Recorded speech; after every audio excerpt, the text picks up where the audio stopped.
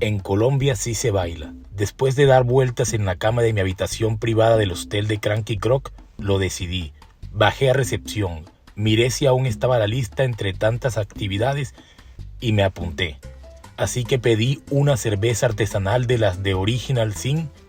En un rato llegó la profesora, quien saludó a todos diciendo que era Gabriela y que hoy sería nuestra maestra de salsa.